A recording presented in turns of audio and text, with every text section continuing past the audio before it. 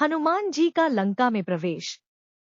400 योजन अलंघनीय समुद्र को लांघ कर महाबली हनुमान जी त्रिकूट नामक पर्वत के शिखर पर स्वस्थ भाव से खड़े हो गए।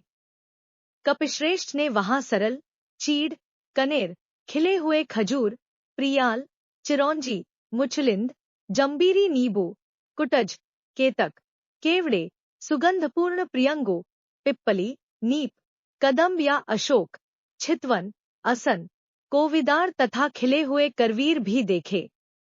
फूलों के भार से लदे हुए तथा मुकुलित, अधखिले बहुत से वृक्ष भी उन्हें दृष्टिगोचर हुए, जिनकी डालियां झूम रही थी और जिन पर नाना प्रकार के पक्षी कलरव कर रहे थे। हनुमान जी धीरे धीरे अद्भुत शोभा से संपन्न रावण पालित लंकापुरी के पास पहुंचे।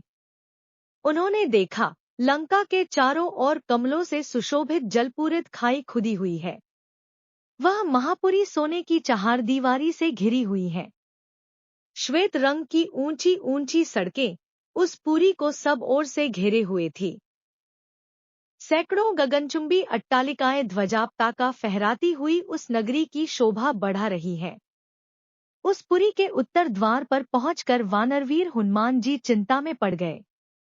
लंकापुरी भयानक राक्षसों से उसी प्रकार भरी हुई थी जैसे कि पाताल की भोगवतीपुरी नागों से भरी रहती है।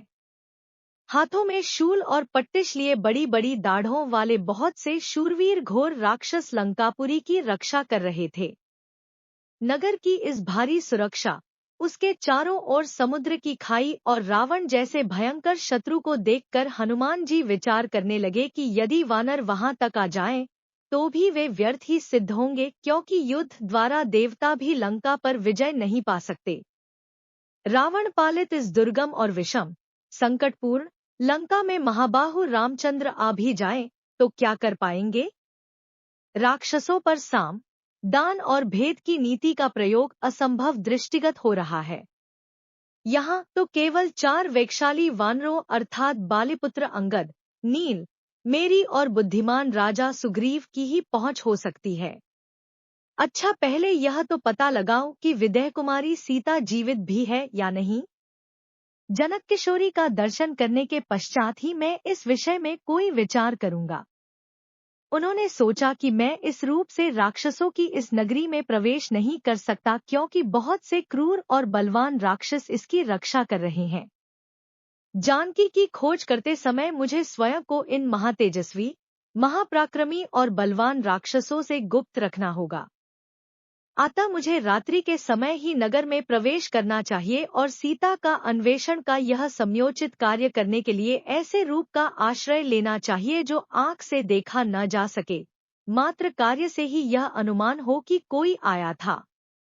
देवताओं और असुरों के लिए भी दुर्जय लंकापुरी को देखकर हनुमान जी बारंबार लंबी सांस खींचते हुए विचार करने लगे कि किस उपाय से काम लूं, जिसमें दुरात्मा राक्षसराज रावण की दृष्टि से ओझल रहकर मैं मिथिलेशनंदिनी जनक किशोरी सीता का दर्शन प्राप्त कर सकूं। अविवेकपूर्ण कार्य करने वाले दूत के कारण बने बनाए काम भी बिगड़ जाते हैं। यदि राक्षसों ने मुझे देख लिया तो रावण का अनर्थ चाहने वाले श्री राम का यह कार्य सफल न हो सकेगा। अतः अपने कार्य की सिद्धि के लिए रात में अपने इसी रूप में छोटा सा शरीर धारण करके लंका में प्रवेश करूंगा और घरों में घुसकर जानकी जी की खोज करूंगा।